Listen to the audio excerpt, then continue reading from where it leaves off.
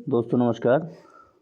आज हम लोग एक और नए सेशन का शुरुआत करने जा रहे हैं जो आगामी बीएसएससी इंटर लेवल साथ ही CGL 4 जो बिहार CGL होने वाला है, 4th CGL, दरोगा, SI और जितने भी वनडे एग्ज़ाम हैं जैसे बिहार पुलिस हो गया, चाहे शिक्षक की बहाली जो अगला 4.0 आने वाला है, सबके लिए सामान्य रूप से महत्वपूर्ण होने वाला ये सामान्य विज्ञान का प्रश्न हम लोग देखेंगे, जो कि BPSC द्वारा 66वीं BPSC तक का ये क्वेश्चन हमारे पास संग्रह है, उसको हम लोग देखेंगे। और निश्चित रूप से यहाँ से वही क्वेश्चन साइंस के बार बार पूछे जाते हैं बिहार के सभी एग्ज़ाम में।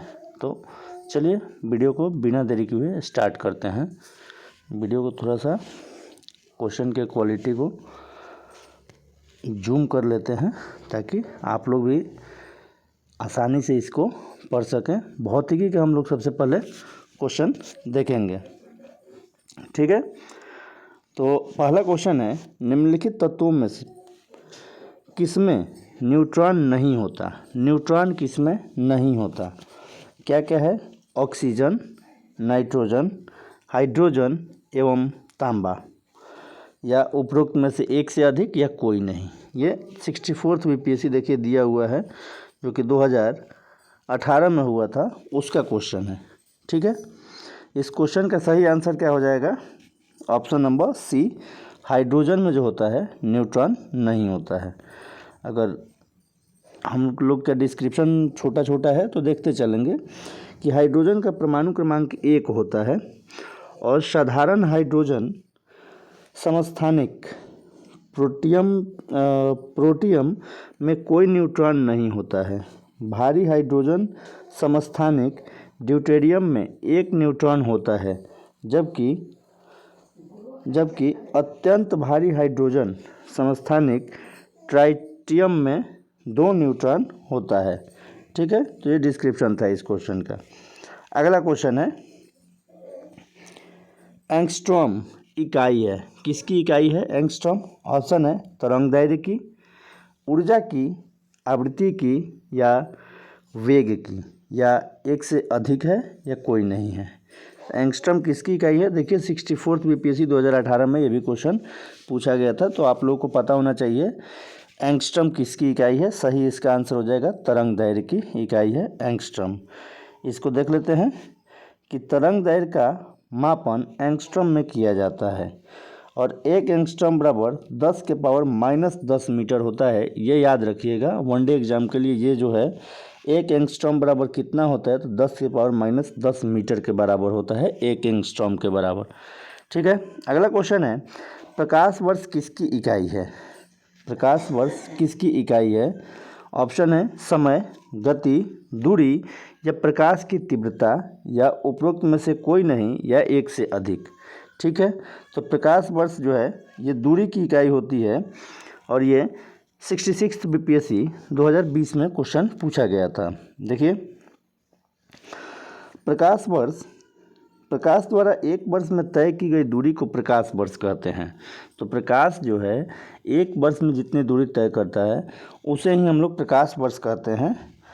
और एक प्रकाश वर्ष, ये इम्पोर्टेंट है, एक प्रकाश वर्ष बराबर होता है 9.46 × 10⁻15 मीटर, यानी 9.46 × 10⁻15 मीटर के बराबर होता है। एक प्रकाश वर्ष की जो दूरी की मान है वो 9.46 × 10⁻15 होता है, ठीक है।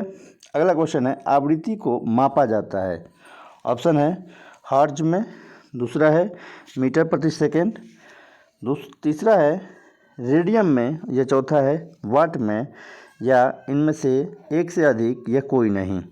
ये 64th BPSC का क्वेश्चन है। आवृत्ति को मापा जाता है, आंसर इसका हो जाएगा हर्ट्ज में नापा जाता है, हर्ट्ज। सही आंसर इसका ए हो जाएगा। इसका डिस्क्रिप्शन देख लेते हैं हम लोग कि आवृत्ति का SI मात्रक हर्ट्ज होता है और एक सामान्य मनुष्य 20 हर्ट्ज से 20,000 हर्ट्ज तक की आवृत्ति ध्वनि को सुन सकता है, वो उसमें सक्षम होता है। तो श्रव्य जो ध्वनि है ना, पूछा जाता है ये क्वेश्चन कि मानव अपने कान से कितने हर्ट्ज तक की आवाज़ को सुन सकता है, तो 20 से 20,000 HZ से इसको हम लोग डिफाइन करते हैं। ठीक है, ठीक है, आगे चलते हैं।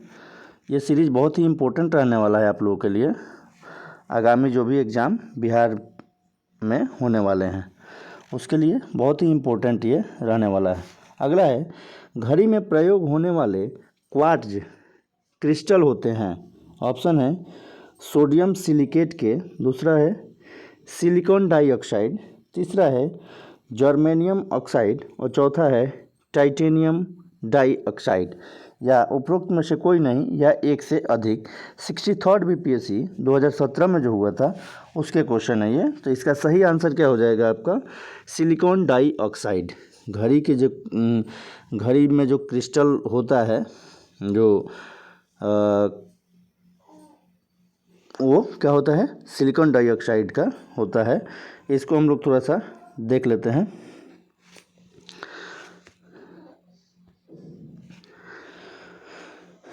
घड़ी में प्रयोग होने वाले क्वार्ट्ज क्रिस्टल सिलिकॉन डाइऑक्साइड, जिसको हम लोग SiO2 होता है, जो सिलिकॉन डाइऑक्साइड का अगर फार्मूला पूछे, सूत्र पूछे ना, तो उसको SiO2 कहते हैं उसको।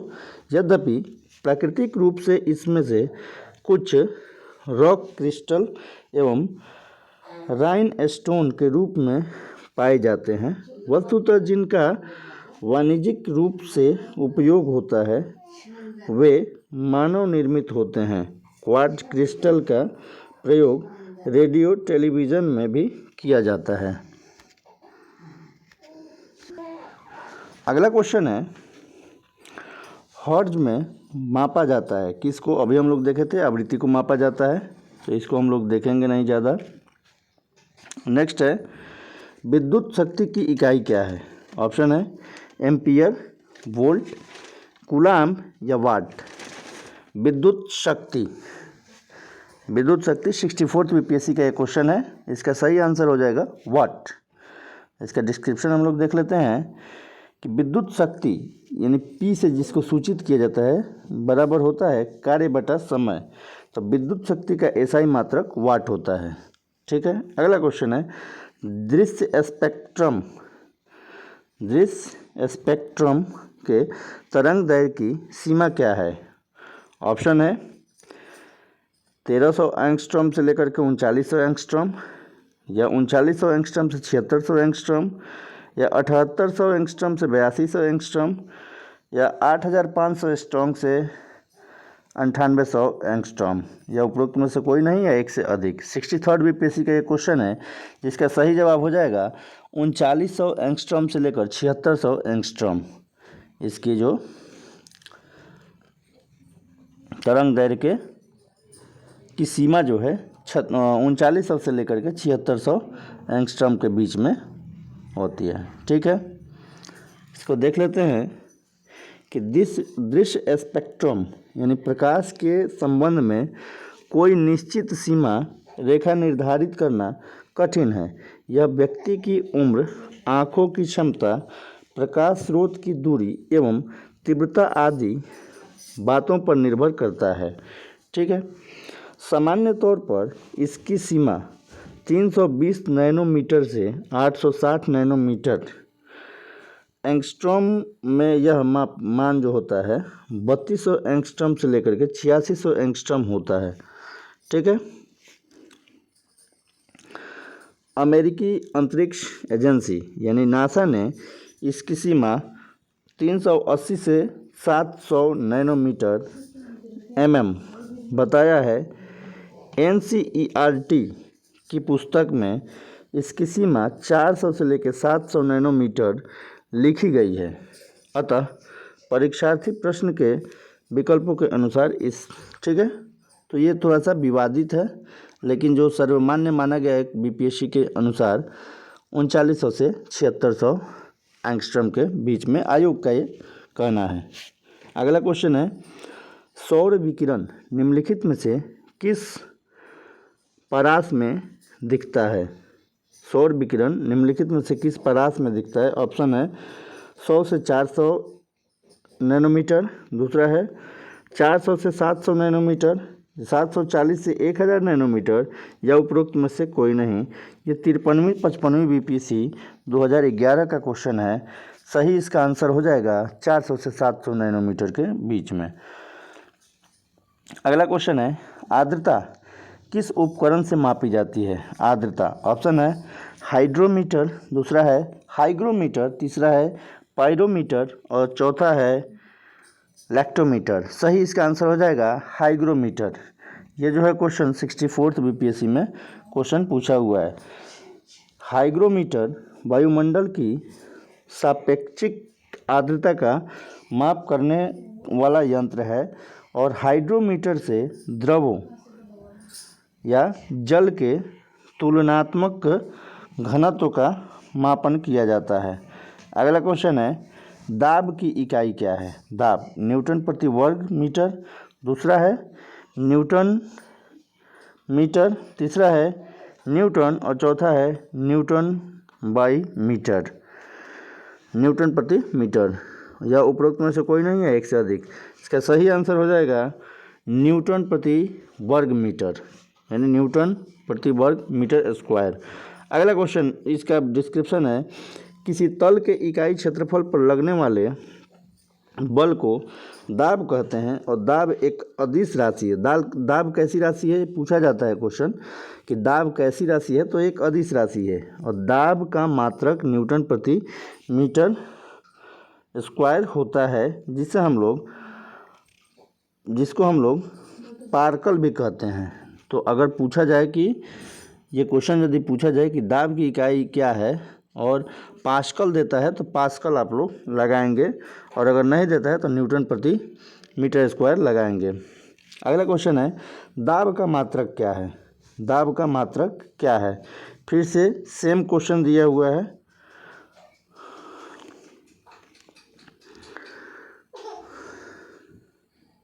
ठीक है, अगला क्वेश्चन है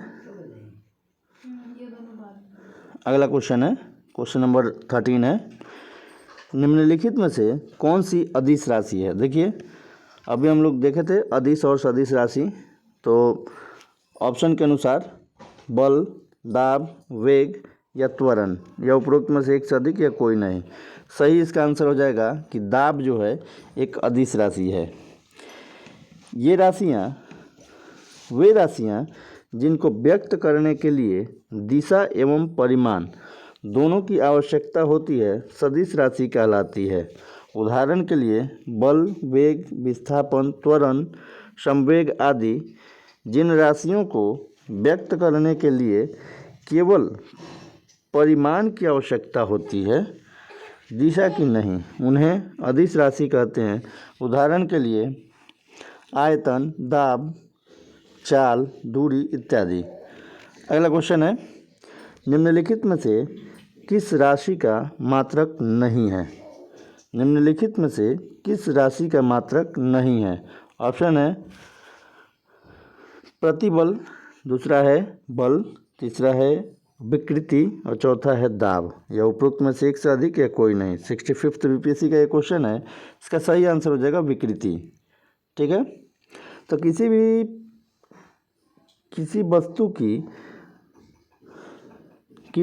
वस्तु की बीमा में आया परिवर्तन एवं उस वस्तु की मूल बीमा के अनुपात को विकृति कहते हैं। विकृति एक बीमाहीन राशि है, अर्थात इसका कोई मात्रक नहीं होता है।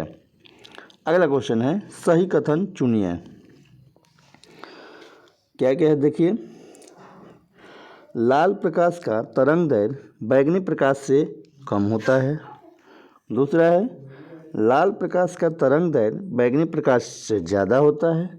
तीसरा है, बैंगनी प्रकाश का तरंग दैर्घ्य हरे प्रकाश से ज़्यादा होता है। और चौथा है, बैंगनी प्रकाश का तरंग दैर्घ्य पीले प्रकाश से ज़्यादा होता है?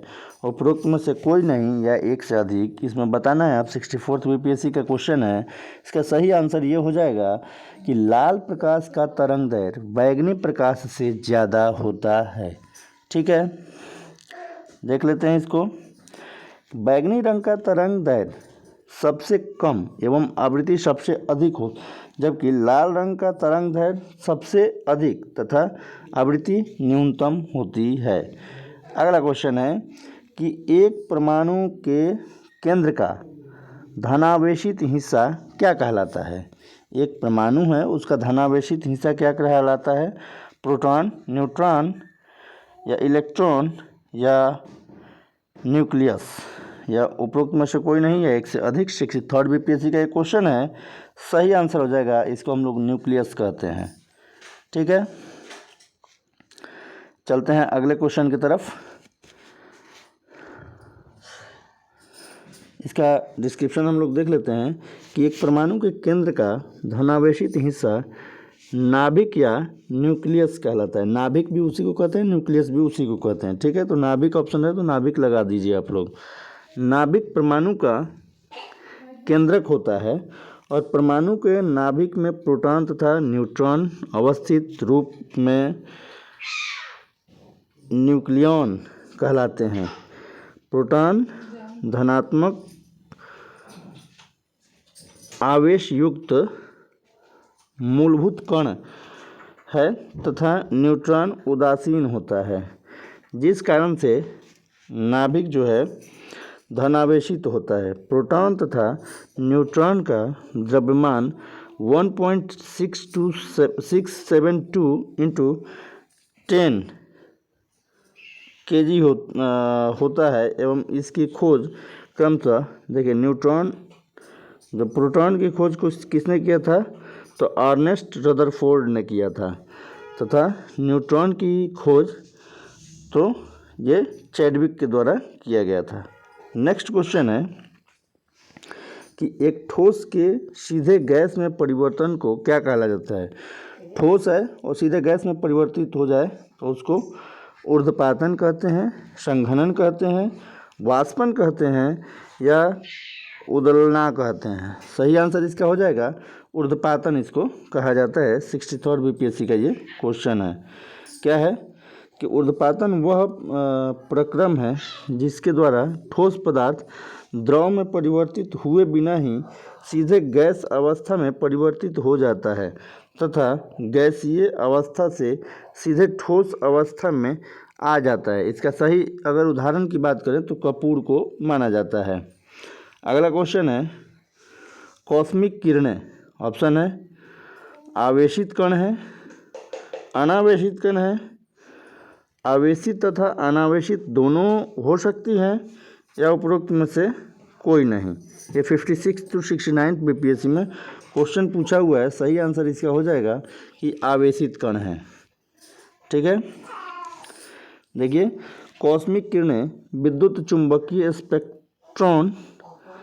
स्पेक्ट्रम का भाग नहीं है और ये उच्च ऊर्जा के आवेशित कण हैं जो अंतरिक्ष में लगभग प्रकाश की गति से गमन करते हैं। नेक्स्ट क्वेश्चन है 2G स्पेक्ट्रम में अक्षर G किस शब्द के लिए प्रयुक्त किया जाता है? ऑप्शन है ग्लोबल के लिए, गवर्नमेंट के लिए, जनरेशन के लिए या गूगल के लिए। 53-55 बीपीएससी में क्वेश्चन पूछा हुआ है। ये जनरेशन को जी जो है सूचित करता है। 2G दूसरी पीढ़ी की बेतार संचार प्रौद्योगिकी है। 2G स्पेक्ट्रम में जी का मतलब होता है जनरेशन, अर्थात पीढ़ी के लिए प्रयुक्त होता है। नेक्स्ट क्वेश्चन है कि रडार का आविष्कारक कौन था? रडार की आविष्कार किसने किया था? ऑप्शन है रॉबर्ट वाटसन, दूसरा है फ्लेमिंग, तीसरा है बुश बॉल और चौथा है ऑस्टिन। ठीक है, 48वीं से लेकर के ये 52वीं जो बीपीएससी हुई थी उसमें क्वेश्चन पूछा हुआ है। सही आंसर इसका हो जाएगा रॉबर्ट वाटसन। ठीक है, तो आज हम लोग इस वीडियो को यहीं रखते हैं। कल फिर हम लोग आगे के 20 क्वेश्चन देखेंगे। ठीक है, वीडियो देखिए और इससे आप लोग फ़ायदा उठाइए। और वीडियो अच्छा लगे तो लाइक, शेयर और सब्सक्राइब कीजिए। लाइक्स की संख्या जो है बढ़ाइए आप लोग। दोस्तों के साथ शेयर भी कीजिए और सब्सक्राइब भी कीजिए। Thank you.